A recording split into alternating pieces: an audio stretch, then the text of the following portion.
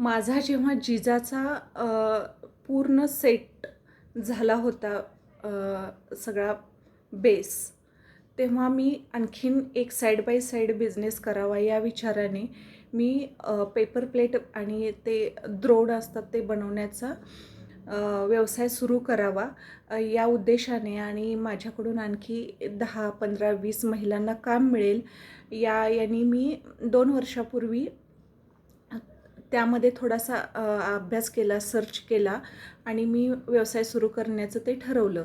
परंतु मी विचार केला की मी एका वेळेला जर 5 मशीन घेणार असेन आत्ता, तर लगेच सुरुवातीला 5 मशीन्स त्या नको घ्यायला. सुरुवातीला मी एकच मशीन घेईन, त्यातून 4 महिलांना काम मिळणार होतं. म्हणून मी ती 1,00,000ची गुंतवणूक केली आणि ते पुण्याहून ते मशीन सांगलीमध्ये आणलं आणि आम्ही एक जागा घेतली आणि तिथे ते मशीन ठेवलं.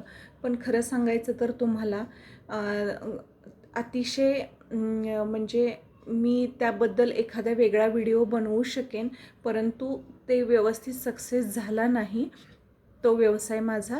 आणि आपण रॉ मटेरियल जेवढं त्यामध्ये यूज करू त्यापेक्षा कमी आपल्याला त्यामध्ये आपलं मटेरियल मिळत होतं आणि पूर्ण तोट्यात जाणारा तो व्यवसाय होता. त्यामुळे मी तो एकाच महिन्यात माझ्या लक्षात आलं की यातून काही साध्य होणार नाही, उलट आपलं नुकसानच होतं आहे. आपली 500 स्क्वेअर फीटची एक जागा त्यात एंगेज राहते आणि 4 महिलांना आपल्याला असंच पेमेंट द्यावं लागते की ज्यातून आपल्याला फायदा काहीच नाही आणि इथून पुढे पण होणार नाही. तर मी 1 ते 1.5 महिन्यातच मी ते मशीन बंद करायचं आणि साईडला काढून ठेवायचं ठरवलं.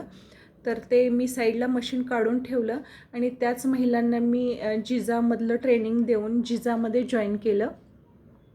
परंतु मला तुम्हाला सांगायचं असं आहे की त्या एका मशीनच्या ठिकाणी जर मी 5 मशीन्स घेतले असते आणि 5,00,000ची जर इन्व्हेस्टमेंट केली असती, तर मी तेवढी इन्व्हेस्टमेंट पेलवू शकले नसते.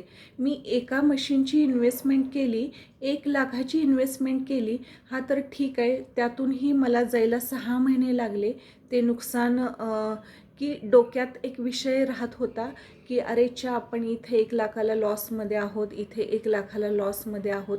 परंतु तेच नुकसान मी जर 5,00,000चं झालं असतं तर मग ते खूपच मोठं झालं असतं. असं माझ्या दृष्टीने ते खूपच मोठं झालं असतं. म्हणून मला तुम्हाला सांगावं वाटतंय की सुरुवातीला कमी गुंतवणूक करा. तुम्हाला त्यातून प्रॉफिट मिळतोय असं वाटलं तर मग तुम्ही एकाचे काय मी 5, 5चे 10 सुद्धा मशीन्स घेऊ शकते आणि मग माझा व्यवसाय मोठा करू शकले असते. परंतु ज्यातून प्रॉफिटच मिळत नव्हतं, ज्यातून मानसिक त्रासच खूप झाला, तो व्यवसाय मी साईडला ठेवला अजूनही. परंतु या निर्णयावर सुद्धा मी खुश आहे की माझं नुकसान जास्त न होता कमी झालं. राईट?